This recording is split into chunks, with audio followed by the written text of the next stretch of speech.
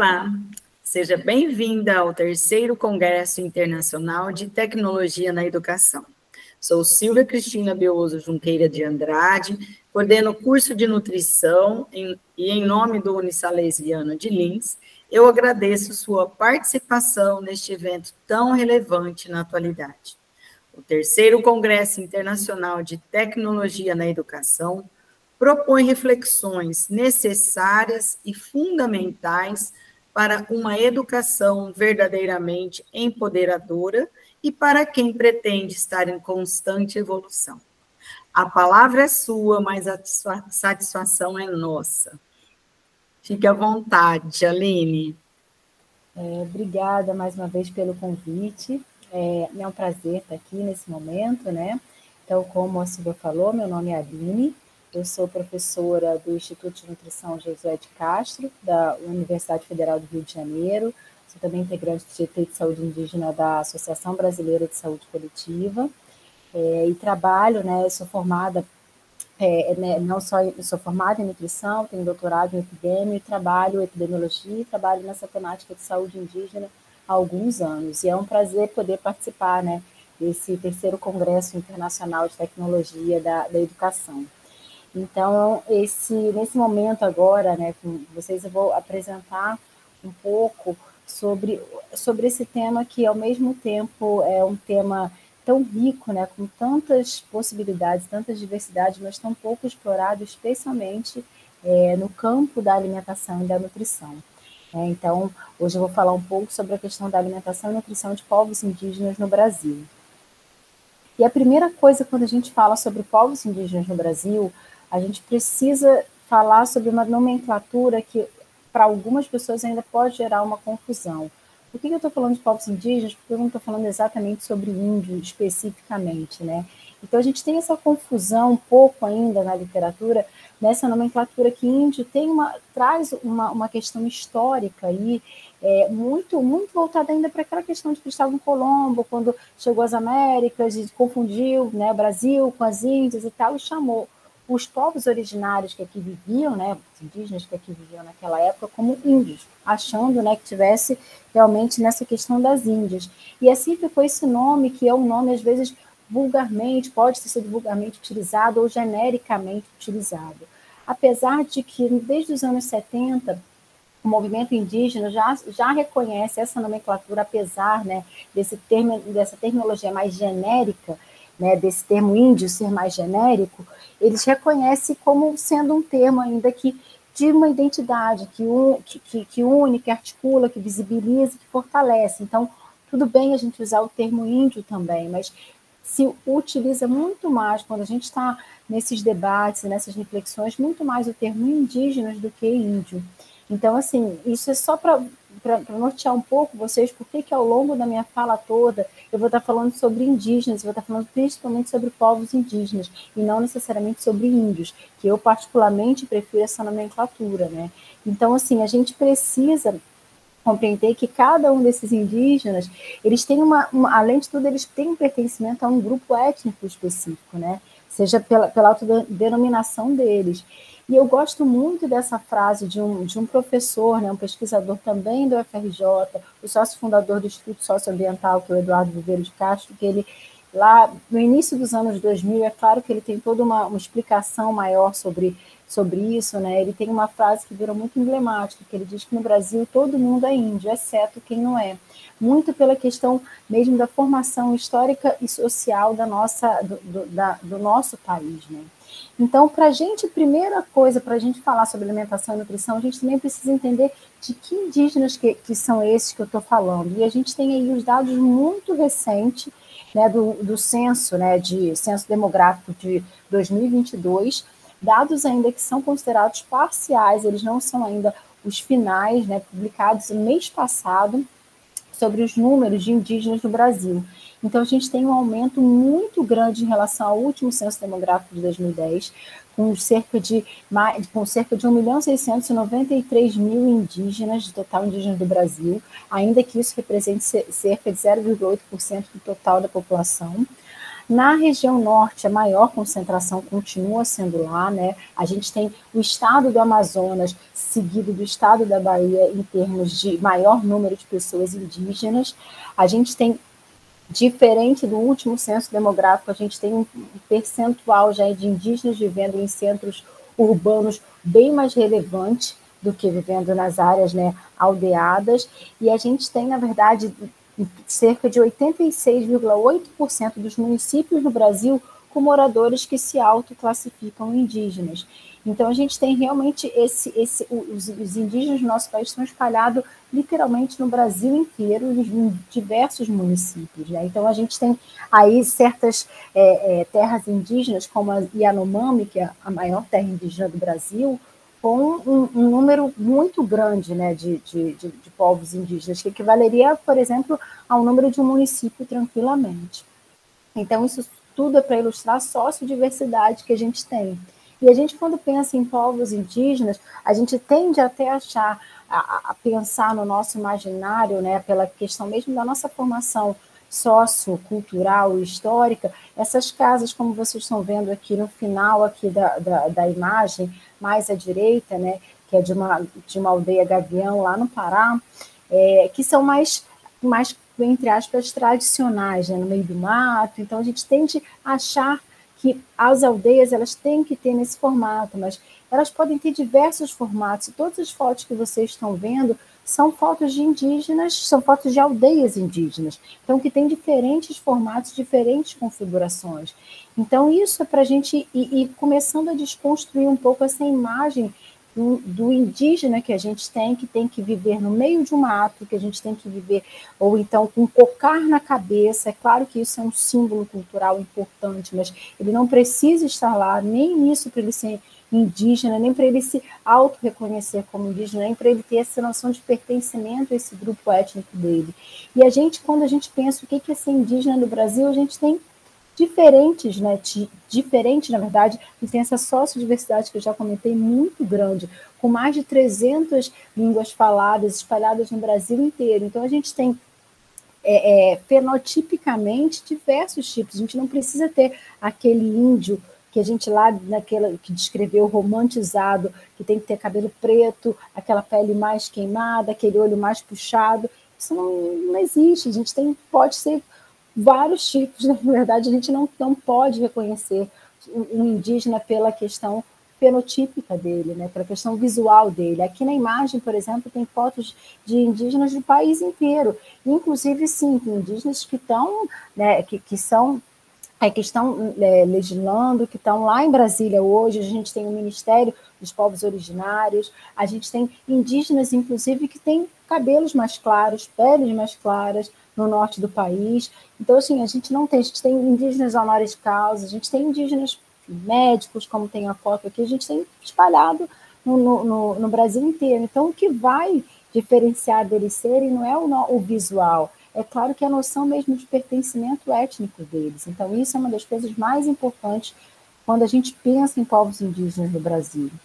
E aí a gente tem que pensar que os povos indígenas, assim como outros povos e comunidades tradicionais, eles são grupos que são culturalmente diferenciados e que se reconhecem como tais, né? Então, que possuem formas próprias de organização social e ocupam e usam territórios e recursos naturais como condição para a sua reprodução cultural, social, religiosa, ancestral e econômica, utilizando conhecimentos, inovações e práticas geradas e transmitidas pela tradição. Então, isso é a definição de povos, na verdade, comunidades tradicionais, lá do decreto que a gente tem, 6.040 de 2007, que também engloba a questão dos indígenas no nosso país. Então, a gente tem que pensar que os indígenas, eles são, assim como outros tantos povos e comunidades tradicionais, eles têm culturas, né, consideradas diferentes da cultura predominante na sociedade, mas principalmente o que define eles serem indígenas é a noção de autorreconhecimento e pertencimento àquele grupo étnico, àquele segmento da sociedade, né? Então, isso é uma das coisas mais importantes que vai definir ser indígena, não é a cor da pele dele, não é a cor do cabelo dele, não é o local que ele mora, não é o fato da mãe ou pai ser indígena, não tem a ver com isso, tem realmente a ver com essa noção de autorreconhecimento, de pertencimento. Isso a gente precisa deixar claro, porque isso vai determinar diversas outras coisas que a gente vai discutir, que eu vou apresentar aqui sobre questões de perfis de alimentação e nutrição. Então, assim, tanto os indígenas quanto os outros povos e comunidades tradicionais, a gente precisa colocá-los eles numa posição que eles são um grupo considerado socialmente vulneráveis. E aí eu estou falando uma vulnerabilidade aí com um conceito, não é uma vulnerabilidade biológica, não tem nada a ver com isso. Eu estou falando como uma vulnerabilidade social, é um conceito histórico mesmo, né, que inclui situações contextuais, incluindo nesse contexto questões políticas, históricas, culturais e econômicas. Então, a gente tem aí um grupo, além dos indígenas e outros povos e comunidades tradicionais, que tem toda uma construção, na verdade, do seu modo de vida, baseado em diversas condições de privação e de marginalização que são históricas. Então, a gente vê inúmeras desigualdades sendo repetidas e perpetuadas, né, que viram as iniquidades que a gente tem em saúde, que são enraizadas. Então, realmente, o fato de você nascer no Brasil indígena, né, e você ter esse reconhecimento de ser indígena, já o coloca numa situação de desfavorecimento quando comparado a outros grupos sociais no nosso país. Isso já, por si só, já o coloca numa posição de desvantagem social, porque a gente está falando aí de uma sociedade enraizada com inúmeros preconceitos, né? Então, quando a gente pensa, eu gosto muito dessa imagem aqui, que essa imagem é a imagem de um iceberg, né? Ilustrando como se fosse um iceberg, né?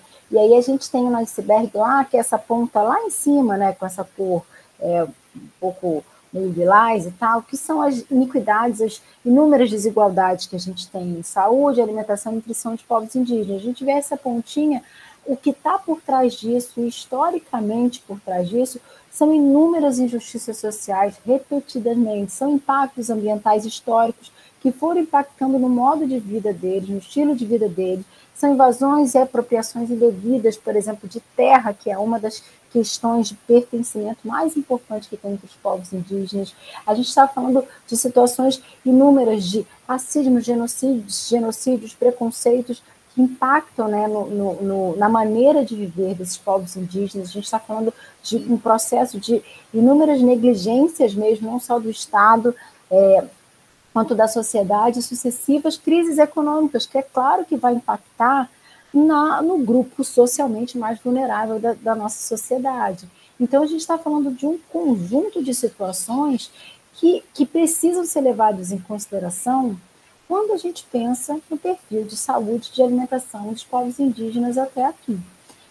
Então, para a gente, isso tudo eu fui falando para vocês, introduzindo um pouco, para a gente entender um pouco dessa complexidade que eu vou falar, que a gente tem quando a gente pensa sobre o perfil de alimentação e nutrição de povos indígenas do Brasil. Mas o que a gente conhece sobre o perfil de povos indígenas no Brasil? Eu estou falando uma coisa, mas não é uma coisa tão óbvia assim. Não é uma coisa tão óbvia, e eu gosto muito dessa frase desse escritor norte-americano, que ele fala sobre, ele usa essa expressão, né, traduzida, sobre o escândalo da invisibilidade. O que ele quer dizer com isso, né? Ele quer dizer como, isso não é especificamente aos povos indígenas do Brasil, mas há inúmeros povos na nossa sociedade, né, no mundo inteiro, que eles são invisibilizados, que eles existem, mas eles são literalmente abafados ou invisibilizados por não terem dados. E aí a gente não sabe como as coisas ficam ao longo do tempo. Então, quando a gente olha nos povos indígenas do Brasil, a gente, apesar dos avanços que a gente teve, né, principalmente quando comparado a outros povos e comunidades tradicionais, que é onde a gente consegue ter minimamente um panorama sobre esse perfil, a gente ainda está muito aquém, e principalmente quando comparado aos não indígenas do Brasil. Para vocês terem uma noção, a gente tem um único inquérito, ou seja, uma única pesquisa, né, nacional, de amplitude nacional, que mapeou, né, o perfil de saúde, de alimentação e nutrição de povos indígenas, de crianças menores de 5 anos e de mulheres consideradas em idade fértil, de 14 a 49 anos, indígenas aldeados. Mas por que não fez a população inteira? Por uma questão de prioridade mesmo de agenda e de logística financeira também. Fazer pesquisas são caras. Então, a gente só tem um único inquérito há mais de 10 anos, realizados há mais de 10 anos atrás, que eu tive a oportunidade, sim, de participar, foi uma das coordenadoras de coleta de dados, mas que os dados já estão muito defasados, né? A gente não tem uma noção de como que eles estão hoje em termos nacionais, de amplitude nacional. A gente tem alguns estudos pontuais, locais, com alguns grupos étnicos específicos, né? Então, alguns grupos étnicos a gente consegue entender um pouquinho melhor o que está acontecendo em termos de panorama de perfil de alimentação e nutrição. Outros a gente ainda desconhece completamente. Então, a gente tem diferentes graus de profundidade desse conhecimento. Quando tem determinados grupos que estudam mais, determinados grupos étnicos específicos, a gente consegue compreender melhor e assim vai. A gente tem raros estudos comparativos, né, que a gente chama de diacrônicos no âmbito da epidemiologia, que comparam mesmo os dados, né, em termos de década a década, alguma coisa nesse sentido, e os estudos longitudinais, que são aqueles estudos de segmento que nos permitem, né, conseguir compreender as relações ou entender as determinações, digamos assim, no que diz respeito à alimentação e nutrição, a gente tem pouquíssimos estudos. Aí, por outro lado, a gente tem a categoria, né, de raça-cor, né, raça-cor que no IBGE, que classifica entre preto, pardo, branco, amarelo e indígena, que também tem o nosso censo demográfico, os principais inquéritos populacionais, as principais pesquisas do nosso país, mas não são representativos para indígenas. Então, a gente não tem, ao mesmo tempo que a gente tem essa categoria raça-cor, a gente não tem uma representatividade. Então, quando a gente olha lá uma pesquisa importante, por exemplo, na área de alimentação e nutrição, a gente tem lá a categoria indígena, mas ela não é representativa de indígenas. Então, novamente, a gente não tem esse dado, a gente tem um desconhecimento desse dado. E aí, para completar, a gente tem, no que diz respeito especialmente aos sistemas de informação em saúde, a gente tem dados fragmentados, que são desatualizados, a gente tem um sistema de informação ainda na saúde indígena muito pouco atualizado, onde eles não conseguem se conectar, né, nem com a questão do próprio subsistema de atenção à saúde indígena. A gente não tem as estatísticas vitais direcionadas para isso, estatísticas vitais são as taxas de mortalidade e tal, realmente com clareza, até porque a captação de, por exemplo, de indígenas que tem notificações que não são no âmbito hospitalar é muito mais complicado. Então, a gente tem uma série, na verdade, de buracos, de lacunas, para se compreender como é que é esse perfil. Mesmo assim, a gente ainda tem um panorama que a gente consegue entender algumas coisas, mas eu preciso, antes de falar desses panoramas para a gente entender desses perfis de saúde, de alimentação, eu preciso lembrar dessas iniquidades históricas que acometem perfil de saúde, alimentação e nutrição. Então, isso aqui, por exemplo, é a taxa de mortalidade em relação ao sexo, né, separado por homens e mulheres, de indígenas e não indígenas, baseados ainda no censo demográfico.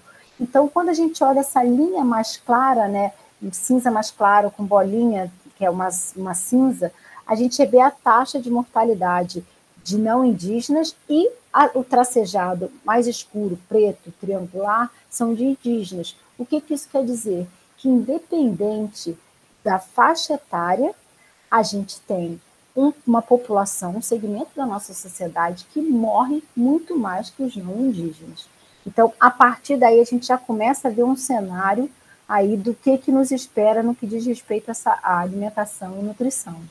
Então, quando a gente olha os dados especificamente mais de alimentação e de nutrição, a gente olha, por exemplo, isso aqui são dados de baixa estatura por idade, de baixo peso por idade. Baixa estatura por idade é o azul, baixo peso por idade é essa cor mais alaranjado, né? Antigamente se falava de nutrição crônica, a gente não usa mais esse termo, de nutrição aguda, a gente também não usa mais esse termo, mas são perfis aí ainda que sejam manifestações, digamos assim, de déficit nutricional. E aí, quando a gente compara os inquéritos, por exemplo, nacionais, que não levaram em consideração a representatividade indígena desde os anos 80, a gente vê que isso aqui é para menores de 5 anos, tá? A gente percebe que as prevalências de baixa estatura por idade para indígenas ainda em 2008 e 2009, falando algum tempo atrás, são muito maiores que o Brasil não indígena, por exemplo, dos anos 80.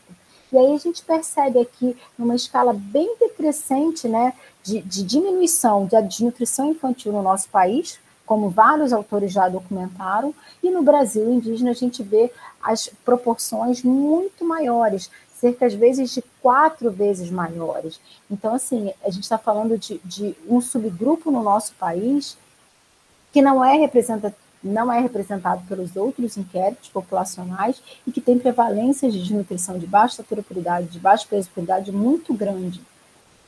Quando a gente olha esses dados aí em termos de grupos específicos, aqui eu estou falando no Brasil inteiro, aqui são alguns dos estudos que a gente tem, lembra que eu falei dos estudos pontuais, né, alguns dos estudos com alguns grupos étnicos específicos. Quando a gente olha esses estudos em diferentes tempos, né, isso não tem a ver com os últimos anos, em diferentes tempos a gente vê prevalências extremamente altas de baixa estatura por idade, baixo peso por idade.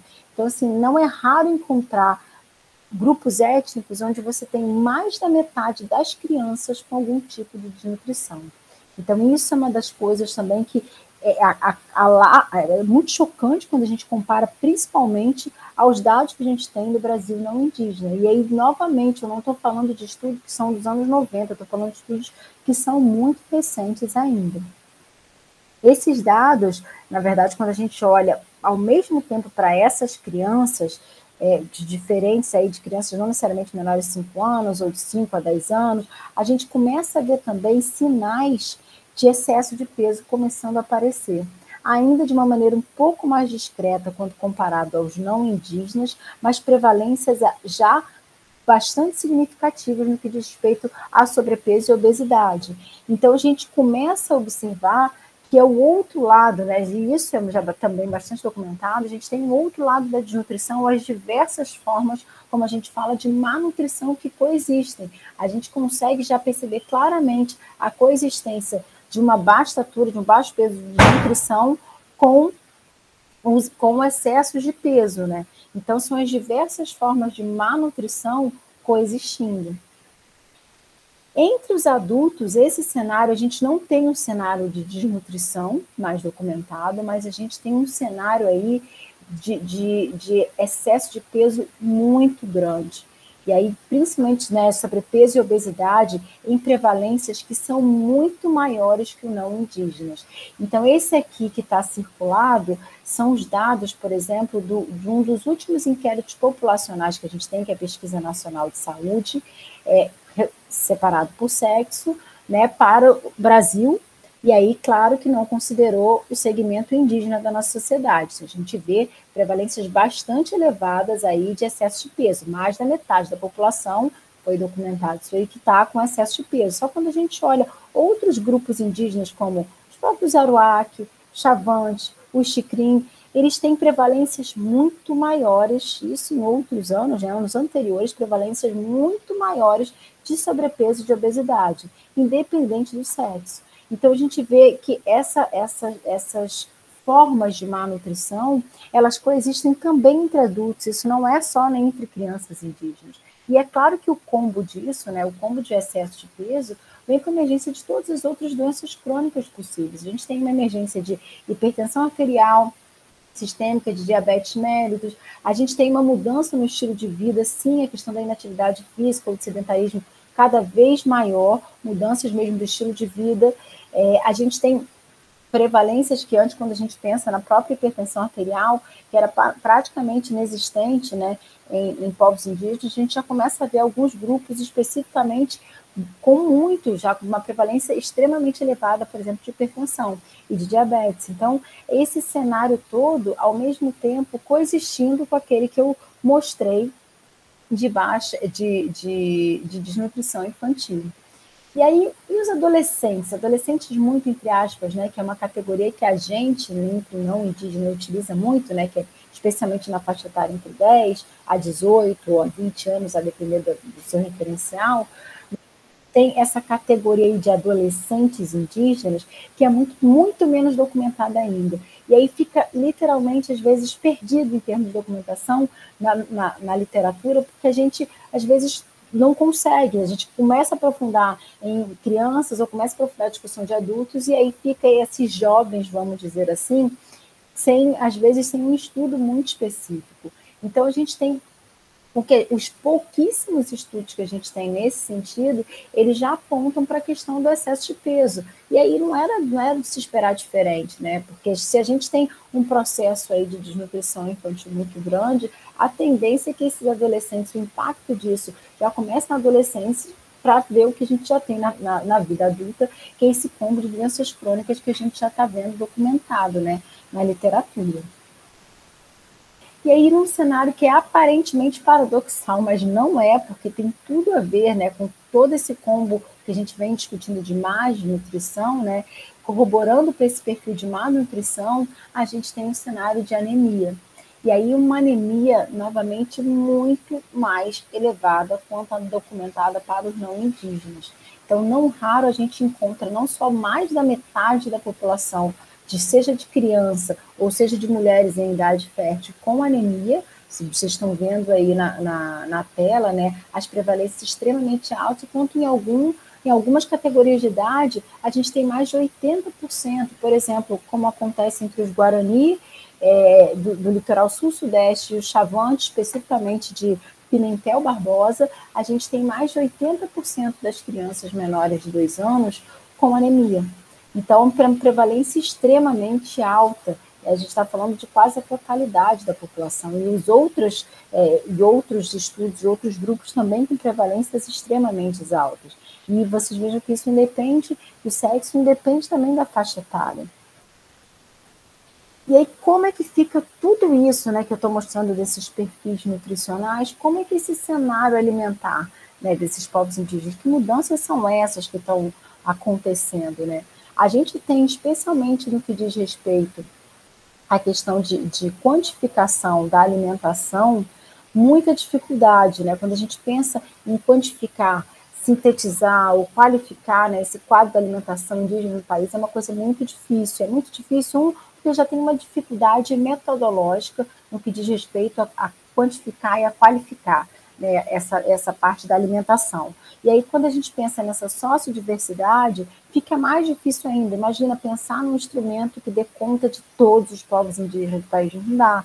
E dê conta de todas as especificidades que a gente tem, não dá também. E dê conta de os indígenas que vivem, de repente, em determinados perfis, por exemplo, que vivem aldeados, que vivem em determinadas regiões do Brasil, os indígenas que têm roças, os indígenas que mais caçam, outros indígenas que vivem em perímetros urbanos. Então, é muito difícil.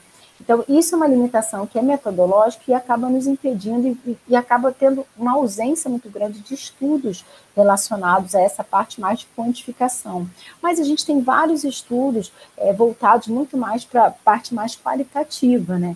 Então, a gente tem, apesar dessa complexidade que a gente tem de realizar estudos nesses contextos e os contextos muito peculiares, né? Então, mas ainda assim a gente tem estudos muito escassos de consumo alimentar, que já são difíceis entre não indígenas, imagina no contexto indígena. Então, assim, a gente imagina a gente, enquanto pesquisador, né? Vamos lá coletar a questão de dados, que já não é uma coisa simples de fazer, e você não precisa toda uma questão não só ética, mas quando você precisa ter um vínculo com aquela comunidade para você, né, fazer uma pesquisa mais intensa. E aí a gente vai para você fazer uma coleta de dados especificamente voltado para o consumo alimentar, é uma coisa que é muito difícil. E é muito difícil porque eu tenho uma experiência aí com estudos nessa área, trabalho com essa área especificamente desde 2003, e eu já tive várias vezes em campo, como a gente fala, né, com os trabalhos de campo, mas era muito difícil pensar como que eu vou quantificar. Tentei acompanhar famílias, tentei acompanhar pessoas, tentava acompanhar ou entender como que vou, mas não dá, até porque essa mania de colocar, às vezes, coisas quantificadas, números de colheres em um prato, não sei o que, é nossa, né? É muito mais comum que os não indígenas, então fica uma coisa difícil. Então, a gente tem essa limitação em termos de escassez de estudos de consumo alimentar, mas a gente tem documentado esses perfis distintos de aquisição de alimentos entre os indígenas que modificam, né, em relação às macro-regiões do nosso país. E claro que isso impacta a questão da soberania alimentar, né? especialmente com as inúmeras violações que a gente tem no direito humano a uma alimentação adequada. Então, isso tem uma relação, inclusive, com a ocupação histórica e territorial e a redução das várias terras indígenas. Então, por exemplo, a gente tem um perfil, por exemplo, no Nordeste, dos indígenas, das terras indígenas do Nordeste, que é completamente do perfil das terras indígenas do Norte ou do Centro-Oeste do país, que é completamente diferente do perfil do Sul-Sudeste. Então, isso tem a ver com questões mesmo de histórica. Por exemplo, no Nordeste, a próprio reconhecimento das terras indígenas é muito mais recente quando comparado a outras macro-regiões do nosso país. E junto com esse combo, a gente tem cada vez maior um cenário de contaminação, de poluição ambiental, oriundo principalmente dessas invasões cada vez mais corriqueiras entre terras indígenas, entre falta de políticas públicas direcionadas para isso, onde vocês corriqueiramente veem desastres ambientais acontecendo, seja na Amazônia, seja em outros lugares, queimadas absurdas, ondas de calor fora do comum. Então, isso tudo, claro que vai impactar, e vai impactar especialmente, né, na questão do ambiente onde muitos vivem. Então, isso aqui é um dos exemplos aqui que tem, onde, por exemplo, a questão de contaminação de mercúrio, né, especialmente lá, nos Yanomami, isso já foi bastante documentado, na região norte tem vários outros grupos que sofrem disso, como essa contaminação vai impactar não só no perfil que a gente tem de alimentação e nutrição, nem a gente sabe exatamente o que isso vai impactar em longo prazo. A gente sabe que tem hoje, mas em longo prazo a gente não tem noção, né, dessa poluição, dessa contaminação toda. Então a gente tem constantes desafios, sim, a questão da soberania alimentar, onde muitas das vezes povos indígenas não conseguem se alimentar de uma maneira que onde para eles é culturalmente aceitável, e ameaças corriqueiras ao direito humano a uma alimentação adequada, violações do direito humano mesmo, né? Violações no que diz respeito para você ter um direito humano a uma alimentação adequada, você precisa ter uma série de questões que são garantidas por lei, e para eles isso não acontece, para eles e para várias pessoas da nossa sociedade, mas aqui eu estou falando especificamente de povos indígenas, né? Então a gente tem que levar isso em consideração, mas levar também em consideração que a gente tem diferentes territórios indígenas com sazonalidade, que aqui no Brasil a gente está falando de um país com dimensões continentais, onde a sazonalidade é algo muito importante também em algumas regiões, onde a gente tem diferentes formas de obtenção, de manutenção de alimentos, tem energia elétrica, não tem energia elétrica, tem um alimento mais sazonal, não tem um alimento mais sazonal, tem água, não tem água. A gente tem regiões do Brasil, por exemplo, no Cerrado do nosso país, onde você passa meses sem água, né? Então, do mesmo modo, a gente tem regiões onde tem muita água o ano inteiro. Então, assim, são maneiras de obter alimentos que são completamente diferentes. Então, a gente tem uma variabilidade do consumo alimentar que varia de acordo com os grupos étnicos, sim, atividades de subsistências tidas como tradicionais, que são diferenciadas e são cada vez mais adaptadas à realidade e têm que ser adaptadas às realidades que a gente tem, com diferentes representações sociais do que é o comer e do que é a comida. Então, a gente também tem que entender e respeitar isso, né? A gente não tem que pensar que, por exemplo, determinados grupos indígenas, para eles se alimentarem bem, tem que comer numa mesa, onde tem que de repente com as ferramentas que a gente utiliza, não, até porque, enfim, são maneiras, né, de comer culturas alimentares também diferenciadas. Da mesma maneira que a gente tem que levar em consideração onde a gente tem dinâmicas socioeconômicas cada vez mais diferenciadas, com benefícios sociais importantes que precisam ser cada vez mais reconhecidos, sim, né, as atividades remuneradas, algumas comunidades cada vez mais próximas, né, inseridas em centros urbanos, principalmente no contexto aldeados, ou do mesmo modo que a gente tem indígenas que vivem em centros urbanos, que precisam, né, por exemplo, que trabalham ou não conseguem, às vezes, trabalho ou conseguem fontes de renda por serem indígenas. Independente disso, a gente tem o desafio dos ultraprocessados, né, para todos. Isso não é uma questão específica de indígenas. Não é essa coisa, não, porque os indígenas eles vão comer mais determinados alimentos mais ultraprocessados. Não é isso, ultraprocessados é um desafio para todos, porque a indústria alimentícia é algo que cada vez mais toma conta do mercado. E cada vez mais o agronegócio, né, pela maneira da própria plantação mesmo, assola isso. Não só tem um impacto nas terras indígenas, mas tem um impacto no tipo que se produz esse alimento. Então, é óbvio que esse impacto de produção de alimentos também vai afetar os povos indígenas. Eles não são diferentes aí dos não indígenas no nosso país. E aí a gente precisa também, quando a gente pensa na própria questão do direito humano a uma alimentação adequada, a gente precisa levar em consideração também que a gente está falando de novo de um grupo que tem uma probabilidade de morte muito maior que entre os não indígenas, com uma elevada mortalidade infantil muito elevada, muito mais de 10 vezes elevado do que os não indígenas, com altas taxas de morbidade por hospitalização, doenças infecto-parasitárias muito mais recorrentes, hospitalizações. A gente tem questões documentadas cada vez mais, questão de diarreia muito grande também. Então, assim, isso tudo é um combo que a gente não pode dissociar quando a gente pensa na questão do direito humano a uma alimentação adequada. E como que a gente sabe sobre esses perfis de saúde e alimentação desses indígenas que vivem em contextos urbanos? A gente, na verdade, não sabe. A gente tem muito poucos estudos que eu particularmente conheça, não só que foram feitos, publicados, ou que estão sendo feitos, que são específicos de indígenas que vivem em contextos urbanos, que a tendência parece ser de cenários, né, parecidos com os não indígenas, mas com acentuações ainda mais graves ainda, né? Então, a gente tem um cenário aí de marginalidade na sociedade, né, com problemas de acesso a serviços de saúde muito maiores.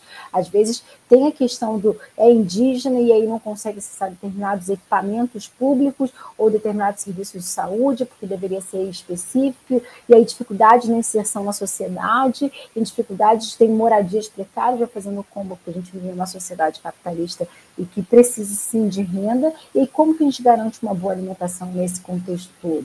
Né? Então, a gente tem isso tudo, a tendência que a gente muito discute é que o perfil de alimentação e nutrição de indígenas que vivem em centros urbanos sejam parecidos, mas sejam com cenários de condições muito mais precárias de vida. Né? Então, a tendência mesmo de cada vez mais indígenas de virem, né, esse fluxo para metrópoles ou para os municípios, né, chamados centros locais, é muito no sentido também de questões de oportunidades até também de trabalho. Né? Então, a gente tem esse fluxo, mas que a gente não sabe ao certo mesmo, e aí a gente desconhece totalmente mesmo.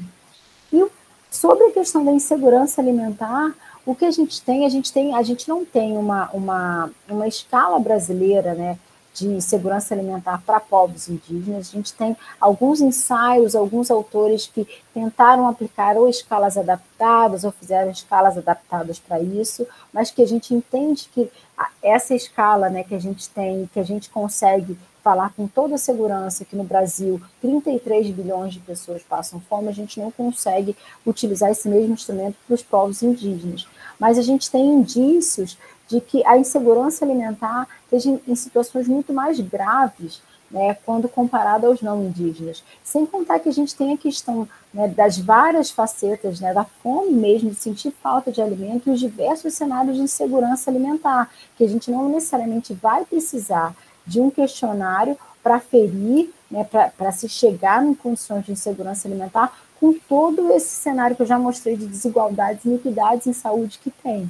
Então, a gente tem os poucos estudos muito tendenciando para um cenário muito pior de insegurança, de níveis de insegurança alimentar ou de diversidade de insegurança alimentar muito piores quando comparado aos não.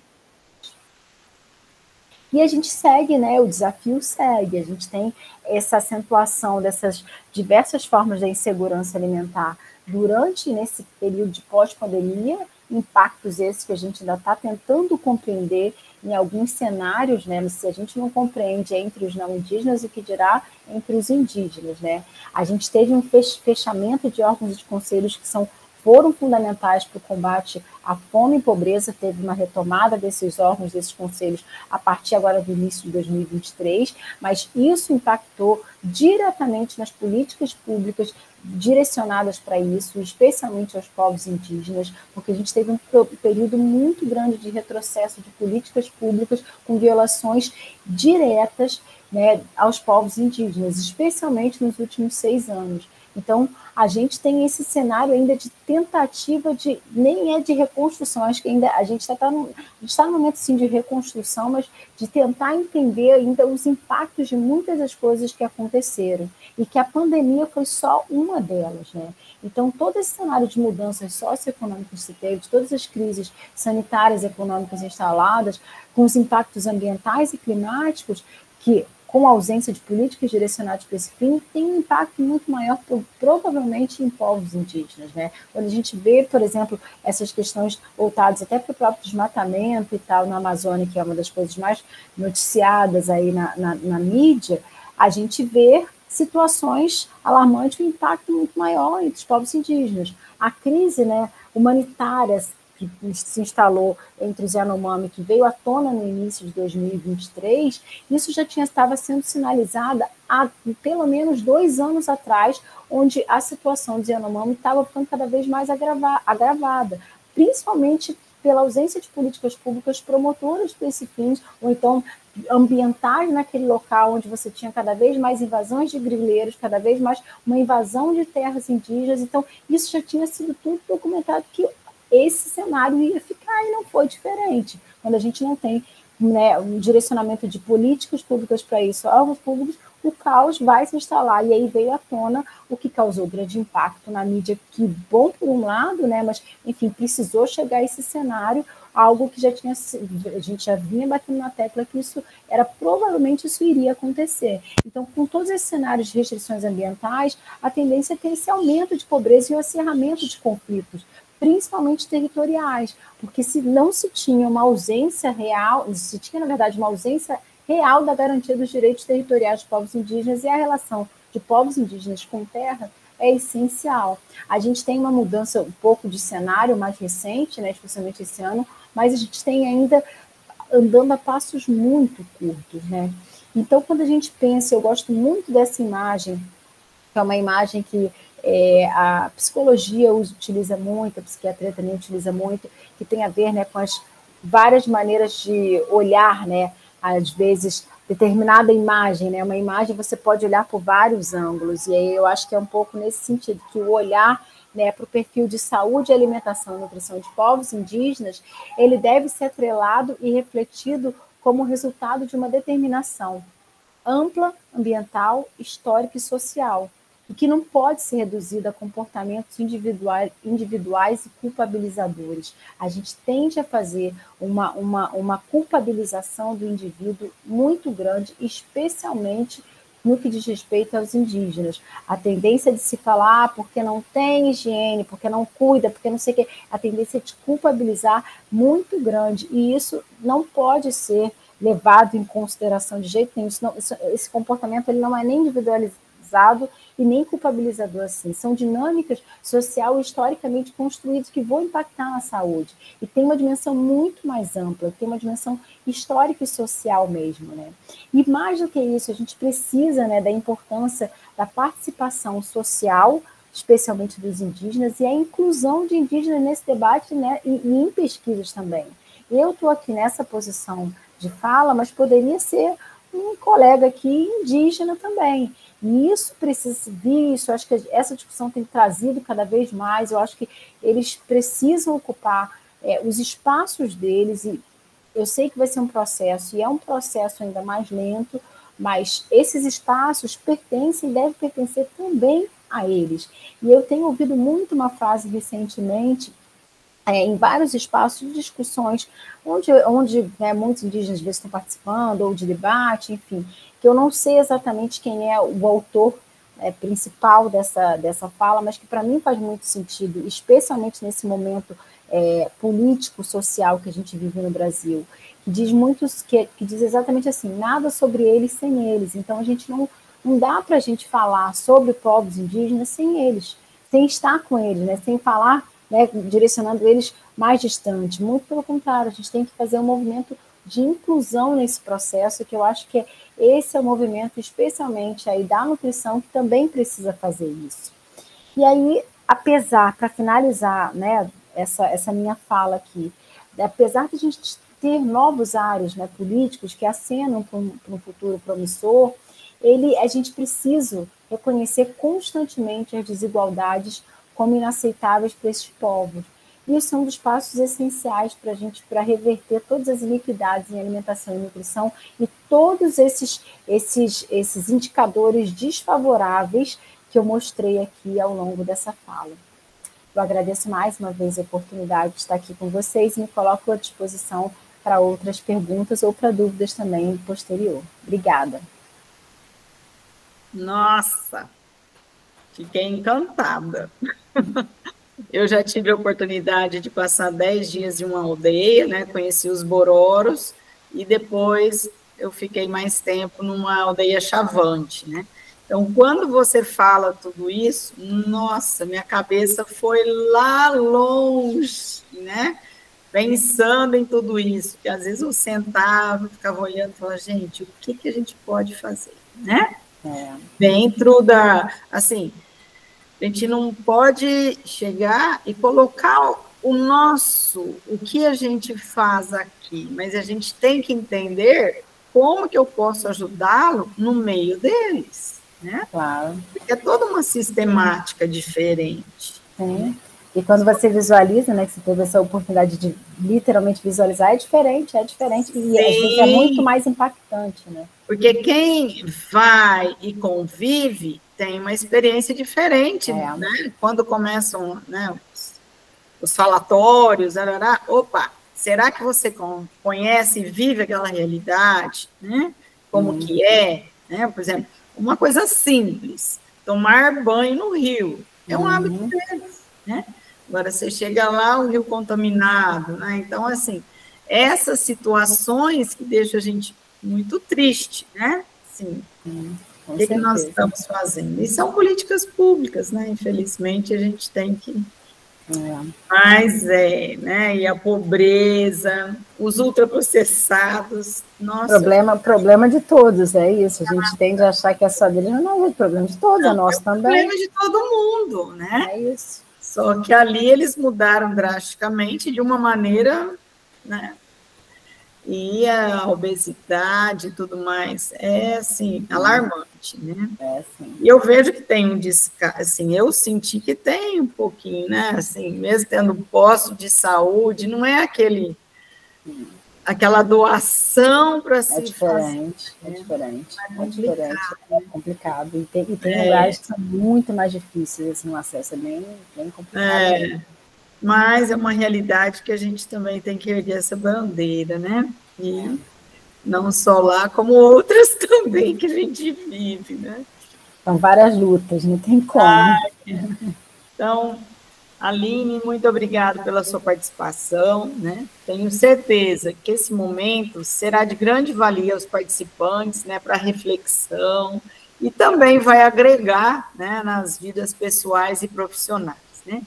E em nome do Unisalesiano, a gente agradece a sua participação pela belíssima palestra. Muito obrigada por ter aceito. Obrigada, foi um prazer.